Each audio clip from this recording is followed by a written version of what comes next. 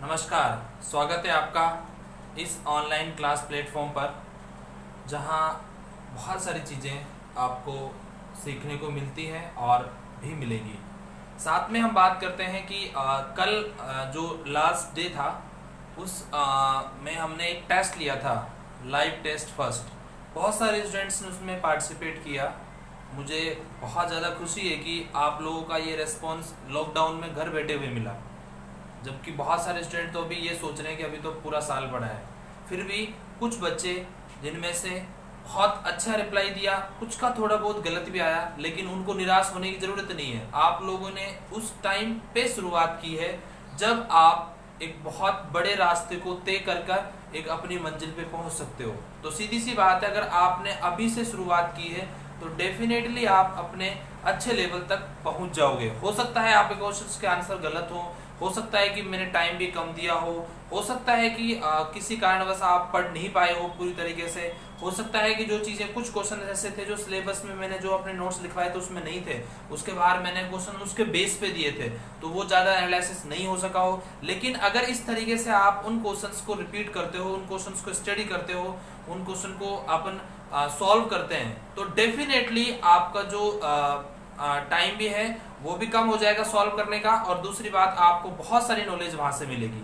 तो मुझे इस बात की बड़ी खुशी है कि आप लोग अभी से इस चीज़ में पार्टिसिपेट करने लगे हो, और मैं चाहता हूं कि आपके फ्रेंड्स जो आपके साथ हैं उनको भी आप मोटिवेट करो कि आप भी पढ़ना स्टार्ट कर दो, ताकि आपके साथ साथ वो भी पढ़ेंगे तो फिर एक अच्छा माहौल क्रिएट होगा कि यार वो पढ़ रहा है तो मैं भी पढ़ूं, वो पढ़ रही है तो मैं भी पढ़ूं, या वो पढ़ रहा है तो मैं भी पढ़ूं। तो ये सारी चीज़ें जब आपके माइंड में आने लगेंगी तो फिर आप ऑटोमेटिकली उन चीज़ों के लिए सीरियस हो जाओगे, और घर पे बैठे बैठे आपको इतनी शानदार प्रैक्टिस हो जाएगी कि ना तो आपका कहीं बेइज्जती होने वाली, ना आपसे कोई डांटने वाला, और सिंपल सा आपको एनालिसिस रहेगा कि अभी मैंने कितना पढ़ा है, उसका कितना परसेंट मुझे आता है। तो मुझे इस बात को इसलिए बताना पड़ा कि बहुत सारे जो लोग थे वो आए, तो उनके लिए धन्यवाद, और जो नहीं आए तो उनसे कहो, या फिर आप लोग अगर हमारे इस लेक्चर को देख रहे हैं तो डेफिनेटली आपको भी हमारे लाइव टेस्ट जरूर देखने चाहिए। वहां पे आपको बहुत सारी चीजें मिलेंगी, और मेरा कोशिश ये है कि मैं हर वेडनेसडे को, जो वेडनेसडे होगा उसको आपका टेस्ट शाम को 6 बजे फिक्स होगा। मेरी कोशिश ये है। बाकी अगर किसी कारणवश कोई शेड्यूल चेंज होता है या फिर किसी कारणवश टाइम नहीं मिल पाता है, तो कई ऐसे भी हो सकता है कि मैं टेस्ट नहीं ले सकूं, लेकिन मेरी कोशिश रहेगी कि एवरी वेडनेसडे आपका एक लाइव टेस्ट हो जाए। सिलेबस मैं आपको 1 दिन या 2 दिन पहले इन्फॉर्म कर दूंगा, लेक्चर्स में भी इन्फॉर्म कर दूंगा, साथ में जो सोशल मीडिया है वहां भी इन्फॉर्म कर दूंगा, वहां से सूचना आपको डेफिनेटली मिल जाएगी। और अगर आप हमारे सोशल मीडिया से नहीं भी ऐड हुए हैं तो कोई बात नहीं, आप उस पर ऐड हो सकते हैं वहां पर अपन। और सिंपल सी बात है, अगर कोई डाउट, कोई क्वेश्चन, आपको कोई क्वेरी है तो आप कमेंट बॉक्स में भी लिख देंगे तो वह भी आपको रिप्लाई मिल जाएगा, जैसे टेस्ट से रिलेटेड या फिर कोई और भी अपन आप पूछना चाहते हो तो वो चीज़ भी यहाँ पे मिल जाएंगी। अब हम बात करते हैं अपने इस लेक्चर की, लेकिन इस लेक्चर से बात करने से पहले मैं आपको एक बात बताना चाहता हूँ। लाइव टेस्ट जो हमारा था उसके अंदर क्वेश्चन नंबर 17 का जो आंसर था वो सी नहीं होकर डी है, वो आप वहां पे करेक्शन कर लीजिएगा। वो वहां पे मिस्टेक हुई थी, क्यों हुई थी वो इसलिए क्योंकि जो ई एक्सेल की वैल्यू थी मैंने वो ई इक्वेटोरियल लिख दी, जो इक्वेटोरियल की थी वो ई एक्सेल लिख दी, तो वहां पे लिखा मैंने ये था जबकि सही ये था। तो आप ये देख लीजिएगा इसमें और उसको करेक्ट कर लीजिएगा, और उसके लिए बिल्कुल तहे दिल से मैं आप सबसे माफी मांगता हूँ। डेफिनेटली गलती हो गई, और गलती होती है भाई, चाहे वो छोटी हो या बड़ी हो, लेकिन अगर कोई गलती को एक्सेप्ट कर ले तो मैं समझता हूँ कि वो सही होता है मेरे हिसाब से। बाकी कोई नहीं करता, कोई बड़ी बात नहीं है, पर मैंने की है क्योंकि वो हुई है गलती, तो उसको मैंने एक्सेप्ट कर लिया। आप लोग सब उसको चेंज कर लेना, ठीक है। अब हम बढ़ते हैं अपने इस टॉपिक की ओर। हमारा जो टॉपिक है carbon resistance and colour code for carbon resistance, मतलब कि कार्बन रेजिस्टेंस का कलर कोड गिवन होगा, उसके बिहाफ पे रेजिस्टेंस की जो वैल्यू है उसको कैलकुलेट करना है। तो उसके लिए हमारे इसमें इस तरीके से 4 फेज होंगे, 1 2 3 4। जो लास्ट वाला होगा वो गोल्ड, सिल्वर या नो कलर, मतलब इसमें इन ऑप्शंस में होगा जो गोल्ड, सिल्वर या no colour. No number colour नहीं है, नो कलर है, मतलब कोई कलर उपस्थित नहीं है, ठीक है। और जो स्टार्टिंग के 3 होंगे, इनका फर्स्ट और सेकंड तो रिप्रेजेंट करेगा सिग्निफिकेंट फिगर। कौन रिप्रेजेंट करेगा? Significant figure. और जो थर्ड वाला है वो रिप्रेजेंट करेगा मल्टीप्लायर, और जो फोर्थ वाला है उसको बोलते हैं टॉलरेंस। इसका मतलब ये क्या होता है? टॉलरेंस होता है। तो इसमें 4 है, फर्स्ट 2 तो सिग्निफिकेंट फिगर, थर्ड हमारा करेगा मल्टीप्लायर, और 4 करेगा हमारा किसको? टॉलरेंस को रिप्रेजेंट करेगा। तो यहाँ पे सबसे ज्यादा जो जरूरी बात है जिसको हमें देखना चाहिए वो ये है कि हमारे कलर इस वे में याद रखें। अपन याद कर सकते हैं BB Roy, Great Britain, very good wife, gold silver necklace. इस तरीके से अपन इसको याद रख सकते हैं। और अपन ने इससे पहले 10th क्लास में आप लोगों ने याद भी कर रखा होगा। फिर यहाँ पे क्या करना है, आप स्टार्टिंग का 0 करना, फिर 1 से लेके 9 तक, और फिर लास्ट के तीनों को छोड़ देना, टॉलरेंस में छोड़ देना, ठीक है। यहाँ ब्लैक का 1 कर देना, फिर 10 टू द पावर 1, फिर ऐसे करके 9 तक, फिर 10 -1 -2 -3, और यहाँ लास्ट में 5, 10 और 20। ये क्या होता है, टॉलरेंस होता है इन कलर्स का। अब क्या होता है, जैसे फॉर एग्जांपल आपको 4 सेमीकंडक्टर के लिए, तो effect of temperature on resistance and resistivity. Resistance पढ़ चुके हैं हम। रेजिस्टेंस होता है oppose the flow of current, और रेजिस्टिविटी होती है कांस्टेंट। किसकी प्रॉपर्टी होती है, कोई मेटल या कोई भी ऑब्जेक्ट जो होती है उसकी प्रॉपर्टी होती है, जिसको रो से रिप्रेजेंट करते हैं, और वहां से अपन फॉर्मूले पे अपन पढ़ चुके हैं। तो सबसे पहले बात करते हैं 4 कंडक्टर। तो हम बात कर रहे हैं सबसे पहले 4 कंडक्टर। तो कंडक्टर के लिए देखो क्या फर्क पड़ता है इसका। अगर कोई कंडक्टर में कोई मेटल है, अगर मेटल का टेम्परेचर आप बढ़ाते हो, तो टेम्परेचर बढ़ाते हो तो उसका रेजिस्टेंस इंक्रीज होता है भाई। ये अब तक हमने पढ़ा है, प्रीवियस क्लासेस में हम ये स्टडी कर चुके हैं कि अगर किसी भी रेजिस्टेंस, कोई भी वायर है, उसका टेम्परेचर बढ़ाया जाता है, और वायर कौन सा है, वो मेटल, ध्यान रखना कंडक्टर है। सेमीकंडक्टर और इंसुलेटर की अलग अलग पहचान होती है, वो अलग अलग कंडीशंस होती हैं, वहाँ ध्यान मत रखना। सबसे पहले हम बात कर रहे हैं सिर्फ कंडक्टर के लिए। तो यहाँ टेम्परेचर बढ़ेगा तो रेजिस्टेंस क्या होगा, इंक्रीज होगा। तो इसको मैथमेटिकली कैसे प्रूव करें, तो मैथमेटिकल प्रूव करने के लिए हमने लास्ट में रिलेशन पढ़ा था, वो था R इक्वल्स टू, हमने वहां कॉन्स्टेंट पढ़ा था ml n e² टोबा, और साथ में क्या था, कैपिटल ए। देखो भाई, हम 4 कंडक्टर के लिए बात करें तो R equals to ml n e² टो बार अपॉन ए, ये क्या था, हमारा रेजिस्टेंस का फॉर्मूला था। अगर इन सबको कांस्टेंट मान लें, ये सारी जो चीजें गिवन है अपने को, इन सबको कांस्टेंट मान लें, इट मींस सिर्फ यही रहे, ये सारा अगर कांस्टेंट हो जाए तो यहां से यही बोल सकते हैं ना, R प्रोपोर्शनल 1 अपॉन टो बार, और ये होता है रिलैक्सेशन टाइम। अब मुझे बताओ कि जब कोलाइजन, जब कंडक्टर के अंदर टेम्परेचर बढ़ेगा, तो कोलाइजन, अगर हम इस कहें कि कोलाइजन यहाँ पे डाउन हो जाता है, तो ये बढ़ जाएगा, डाउन हो जाता है, तो इसका मतलब जो रिलैक्सेशन टाइम है, तो रिलैक्सेशन टाइम क्या हो जाएगा, कम हो जाएगा भाई। जब बहुत जल्दी जल्दी तेजी से जब टेम्परेचर बढ़ेगा तो इलेक्ट्रॉन तेज तेज भागेंगे, तो जो उनका टक्कर है वो जल्दी स्टार्ट हो जाएंगे इनके, तो उनके टक्करों के जो कोलाइजन के बीच में जो time taken between the collision is in decrease, तो वहां पे क्या हो जाएगा, वो डिक्रीज हो जाएगा। इसका मतलब फटाफट वहां पे वो इस तरीके से टच होने लग जाएंगे, मतलब एक दूसरे से कोलाइड होने लग जाएंगे। तो उस कंडीशन में हमारा जो रिलैक्सेशन टाइम वो डाउन हो जाएगा, तो रेजिस्टेंस क्या हो जाएगा, इंक्रीज हो जाएगा। तो यहां से अपन सिंपल लिख सकते हैं,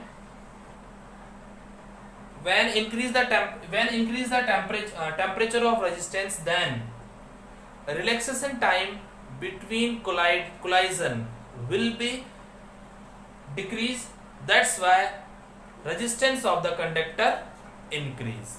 क्लियर, ये सिंपल सा वर्ड्स हम यहाँ पर लिख सकते हैं, तो हमारा यहाँ से ये क्लियर हो जाता है। अब इसको मैथमेटिकली प्रूव करना है, क्या करना है, इसका मैथमेटिकली प्रूव करना है। तो मैथमेटिकली कैसे प्रूव करना है, आप देखो ध्यान से, इसका एक लॉ होता है यहाँ, और उस लॉ को वेरी इंपॉर्टेंट है, लगा लेना आप जब भी पढ़ रहे हो, तो वो है मैथमेटिकली प्रूफ। तो अब यहाँ पे मैथमेटिकली हम प्रूफ करें तो क्या होगा, देखो मैथमेटिकली में तो इसका होता है कि जो टेम्परेचर चेंज है, मतलब मान लीजिए जब हमारा 0 डिग्री सेल्सियस है, तो यहाँ पे जो रेजिस्टेंस है वो R0 है। जब हमारा T डिग्री सेल्सियस है, तो हमारा जो रेजिस्टेंस हो जाएगा RT। अब इस देखो, अगर टेम्परेचर चेंज हो रहा है तो किसमें भी चेंज हो रहा है, इसमें भी चेंज हो रहा है, और यहाँ भी आपका चेंज हो रहा है। तो अब ध्यान से देखो, अगर अपन यहाँ के लिए बात करें, अब जैसे ये T0 है, तो अपन इसको ये भी बोल सकते हैं भाई, जैसे T0 दे दिया, इसको नोट दे दिया, T0 इसलिए, अब कह सर T0 क्यों मान लिया भाई, T-0 क्यों हो सकता है भाई, नोट को हम यहाँ पे 0 के इक्वली मान रहे हैं, इसका मतलब इसको इनिशियल टेम्परेचर मान रहे हैं। अब कह रहे हो सर 0 क्यों नहीं लिखा आपने, अरे भाई 0 मैंने इसलिए नहीं लिखा कि इनिशियल जरूरी थोड़ी 0 हो, पहले से 30 डिग्री हो, और 30 डिग्री के बाद फिर आगे बढ़े, तो ये क्या हो गया, इनिशियल हो गया, 0 तो नहीं हो सकता ना 30 डिग्री, तो इसलिए मैंने इसको क्या लिया यहाँ पे टी नोट लिया है। क्या लिया है? टी नोट लिया है। और ये क्या हो गया? टी नोट, मतलब इसको टी नोट, इसको भी अपन टी नोट बोल सकते हो, चाहो तो आप इसको टी वन बोल सकते हो। अब सर कह रहे हो टी वन क्यों ले लिया भाई? देखो यहाँ पे अगर टी वन तो आर टी वन और टी नोट तो आर नोट, यहाँ अपने को फायदा हो जाता है भाई, इसलिए लिख रहा हूँ। ठीक है, ये अपनी तरफ से, कोई ऐसा नहीं है कि भाई कोई कंपलसरी आपको लिखना। बुक में भी शायद मुझे ऐसा दे रखा है, मैंने उसको ज्यादा देखा नहीं है, लेकिन मैंने जैसे पढ़ा हुआ है वैसे मैं आपको पढ़ा रहा हूँ उसी तरीके से। तो मैंने इसको इस तरीके से स्टडी किया हुआ है, मैं अपने बिहाफ पे इनको मैंने तैयार किया। तो सिंपल सा अब हमारा जो इसमें रिलेशन होता है, रिलेशन क्या होता है कि जो ये डिफरेंस होता है ये डायरेक्टली प्रोपोर्शनल होता है इनिशियल रेजिस्टेंस के, एंड वापस यही चीजें वापस डायरेक्टली प्रोपोर्शनल होती हैं किसके? टेम्परेचर चेंज के, मतलब T1 माइनस T नॉट के। इक्वेशन नंबर 2 ये रिलेशन लॉज है, जैसा अपन ने कूलम्स लॉ पढ़ा है ना, वैसे भी यहाँ पे हमने पढ़ा है कि the change in resistance is directly proportional to initial resistance and change in temperature.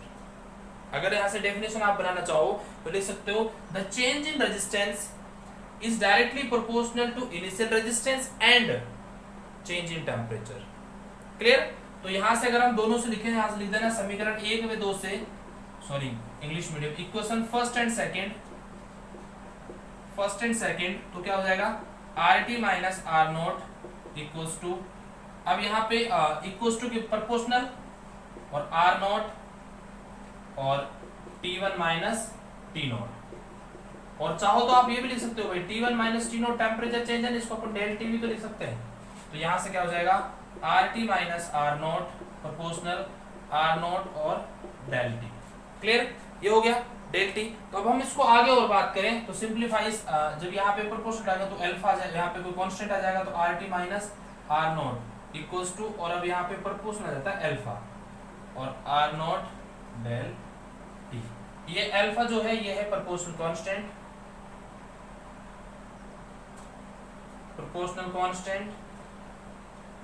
और इसी प्रोपोर्शनल कांस्टेंट को अपन क्या बोल सकते हैं? Coefficient of resistance. क्या बोल सकते हैं? Coefficient of resistance. ये वेरी वेरी इंपॉर्टेंट फॉर्मूला है, याद रख लेना, हमेशा बहुत काम आने वाला है। अब यहां से चाहो तो अल्फा निकालना चाहे यहाँ से, तो देखो भाई अल्फा कैसे निकल जाएगा? सिंपल है, अब आप जब इतना सीख चुके हो तो अल्फा भी निकाल लोगे यहाँ से। तो अल्फा इक्वल्स टू क्या हो जाएगा? R T minus R naught upon R naught del T. ये क्या हो गया आपका? अल्फा हो गया। अब यहाँ से इसकी यूनिट निकालना चाहो, देखो आर टी आर, ये तो इससे कैंसिल आउट हो जाएगा, तो यहाँ से बचेगा क्या? सिंप्लीफाई है, यहाँ से क्या बच जाएगा? डिग्री सेल्सियस, या डिग्री सेल्सियस बोल सकते हो और इसको केल्विन भी बोल सकते हैं। इसकी यूनिट क्या होती है? केल्विन। अब केल्विन आएगा नीचे की तरफ तो -1 या -1। ठीक है, ये लिख सकते हैं। और चाहो तो यहाँ से आर टी निकालना चाहो तो आर टी भी निकाल सकते हो। इसी ऑप्शन से देखो मैं आर टी निकाल रहा हूँ, तो आर टी निकालते हैं तो ये आर टी, तो आर नोट उधर चला जाएगा, तो क्या हो जाएगा? Alpha R naught del T mine plus R naught, तो आर नोट कॉमन, तो आर टी इक्वल्स टू क्या हो जाएगा? आर नोट, और यहाँ पे क्या जाएगा? Alpha del T plus 1। Clear? ये हो गया भाई लोग। चाहो यहाँ पे डिपेंड है कि भाई आप क्या कैलकुलेट करना चाहें। अब इसको 1 प्लस अल्फा डेल टी भी लिख सकते हैं। यहाँ पे देखो तीन चीज, एक फॉर्मूला आपका तो ये इंपॉर्टेंट हो गया, दूसरा आपका ये इंपॉर्टेंट हो गया, और ये तो है ही, इससे तो ये बना ही है और इससे ये बना है, तो इंपॉर्टेंट ये है सबसे, क्योंकि इससे आप ये बना सकते हो, इससे आप ये भी बना सकते हो। तो यहाँ पे इस लॉज को वेरी वेरी इंपॉर्टेंट आपने को बहुत ज्यादा ध्यान रखना है। क्यों? क्योंकि इसकी जो हमें जरूरत है वो बहुत ज्यादा जरूरत है। ठीक है, अब हम बात करते हैं अपने अगले टॉपिक पे। ये तो रेजिस्टेंस के लिए था।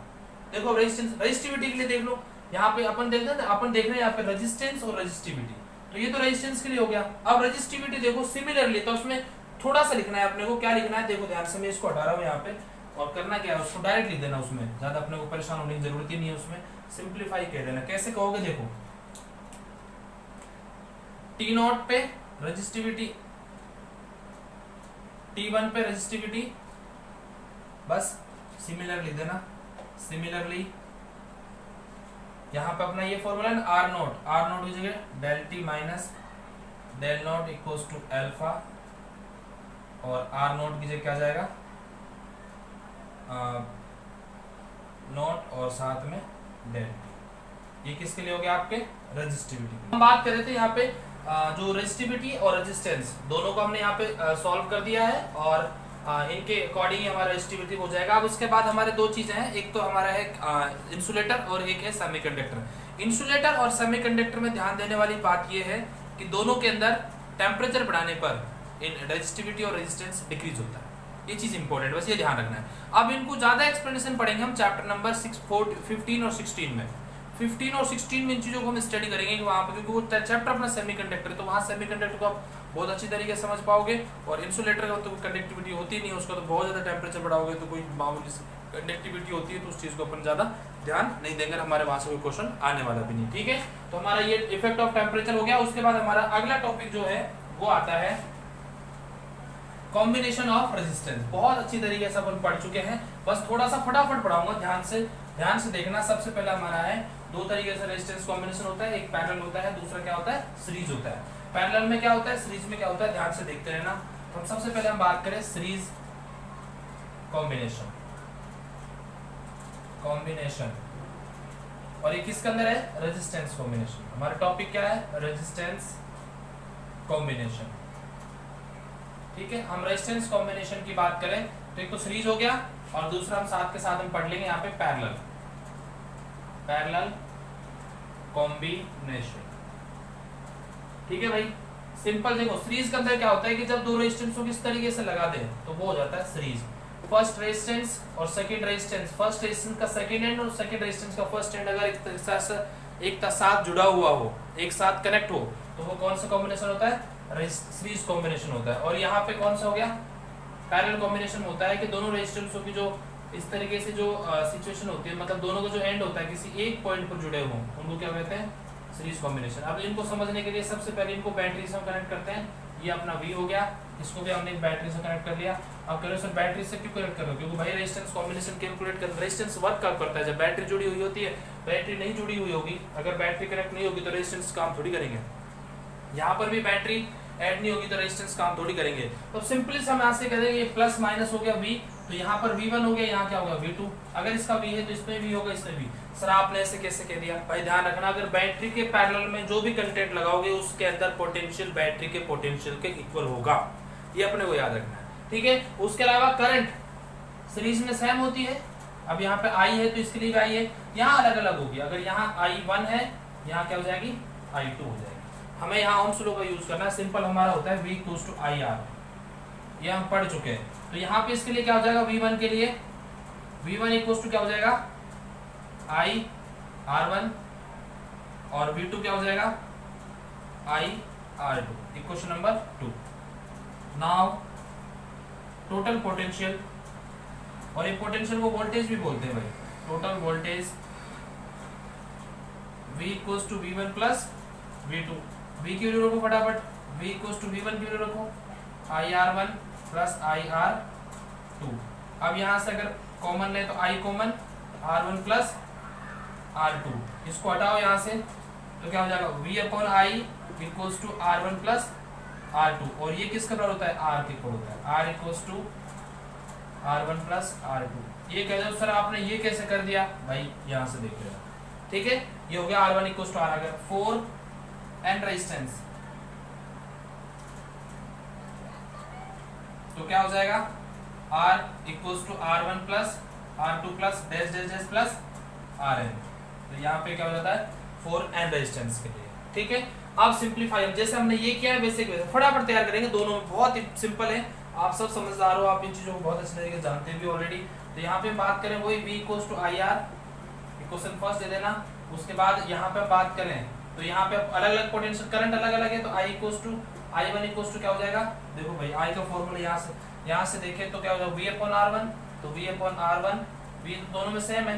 I2 देख लो, V/R2। Equation number 2। Now total current, तो टोटल करंट क्या हो जाएगी? I = I1 + I2। तो I = I1 देखो भाई क्या हो जाएगा? I1 हो जाएगा अपना V/R1 + V/R2। देखो यहाँ ध्यान से इसको हम आगे बढ़ाते हैं तो सिंपलीफाई इसका भी अपना आंसर आ जाएगा। कैसे कि यहाँ पर V कॉमन, तो V कॉमन तो क्या बचता है? 1/R1 + 1/R2। R2। ठीक है, अगर नहीं दिख रहा हो तो मैं यहाँ और थोड़ा इधर लिख देता हूँ। तो I इक्वल्स टू, अब जो V है वहाँ चला गया नीचे, और क्या बचता है 1/R1 प्लस 1/R2। और I अपॉन V को हम लिख सकते हैं 1/R, तो क्या हो जाएगा 1/R1 प्लस 1/R2। ये तो हो गया दो रेजिस्टेंस के लिए। 4 एन रेजिस्टेंस, एन रेजिस्टेंस के लिए अपन बात करें तो देख लो क्या हो जाएगा 1/R इक्वलेंट। ये इक्वलेंट होता है भाई, इक्वलेंट का मतलब उनके बराबर होता है। ठीक है, यहाँ भी इक्वलेंट कर देना इसको। तो यहाँ पे क्या हो जाएगा R1 plus R2 1/R1, 1/R1 plus 1/R2 dash dash plus 1/Rn। ठीक है, ये क्या हो गया 4 एन रेजिस्टेंस हो गया। यहाँ से कुछ क्वेश्चंस बनते हैं, लेकिन अभी आप इनकी प्रैक्टिस करना। उसके बाद जैसे हमें टाइम मिलेगा तो हम उनके लिए बात करेंगे। अब सिंपल सा इनको एक बार समझ लो। यहाँ पर तो पोटेंशियल अलग अलग होता है, यहाँ पर करंट अलग अलग होती है। बाकी फॉर्मूला एक ही यूज होगा, ओम्स लॉ वाला, V इक्वल्स टू IR, याद रख लेना। पैरेलल में तो करंट अलग अलग होती है और सीरीज में पोटेंशियल अलग अलग होता है। तो उनका फॉर्मूला यूज कर देना और सिंपल ओम्स लॉ से वैल्यूज पुट कर देना और आपका आंसर आ जाएगा। हो सकता है कि कहीं पे आपको कुछ चीज़ें ऐसी भी लगती हो कि चीज़ें बहुत टफ हैं, तो उनके लिए भी कुछ हमारे एक नए प्लान्स हैं। जैसे ही टाइम मिलेगा तो नए प्लान्स के बारे में हम डिस्कस करेंगे और फिर आपको वो चीज़ें भी बताएंगे। और साथ के साथ में आप लोग अपना पूरी तरीके से जो चैप्टर जो चल रहे हैं उनको पढ़ते रहिएगा, साथ के साथ में रिवीजन करते रहिएगा, साथ में आपके टेस्ट होते रहेंगे और हम कोशिश करेंगे कि आपको अपना सर्वश्रेष्ठ दे सके। अगर कोई गलती हो जाती है तो उसको ज़रूर माफ़ करना, क्योंकि इंसान है, गलतियाँ तो हो जाती हैं, आपसे हो जाती हैं और मुझसे तो अक्सर होती रहती हैं। आप भी जानते हो ये चीज़ें तो नॉर्मल सी, ह्यूमन बीइंग है तो इंसान गलतियाँ हो जाती हैं, कोई बड़ी बात नहीं। लेकिन अगर गलती को अपन सुधार लें तो वो बहुत बड़ी बात होती है। तो वो चीज़ें अपन विशेष का ध्यान रखें। और साथ के साथ में आप लोग अपने जो स्टडी है उस पर थोड़ा फोकस करना ज़्यादा स्टार्ट कर दें। कि मेरी जो कोशिश है कि अपन अगर अगस्त तक अपना सिलेबस पूरा कर लेते हैं, मेरी जो कोशिश है वो ये है कि जुलाई अगस्त में अपना सिलेबस पूरा कर लेते हैं, तो जब तक अपने एग्ज़ाम्स होंगे मार्च तक, तब तक अपना कम से कम 3 बार सिलेबस आराम से आप रिवीजन कर लोगे। एक बार में अगस्त तक मैंने कर दिया तो फिर आप इन आराम से लेक्चर्स को बांट के देख सकते हो। और मैं समझता हूँ कि एक लेक्चर 5 चैप्टर, मतलब 5 चैप्टर का मतलब अगर एवरेज हम लगाते हैं तो 30 से 35 मिनट का एक लेक्चर आता है। 5 का मतलब 150 मिनट, अपने को सिर्फ 150 मिनट देनी है। और 150 मिनट का मतलब पता है क्या होता है, 3 घंटे भी पूरे नहीं होते। इसका मतलब अगर आप 3 घंटे मेरे लेक्चर्स देखते हो 100% आपको एक चैप्टर क्लियर हो जाता है। तो डेफिनेटली आप थोड़ा सा बने रहिएगा और अपने आप को स्वस्थ रखिएगा और खुश रहिएगा। Thank you and thank you so much.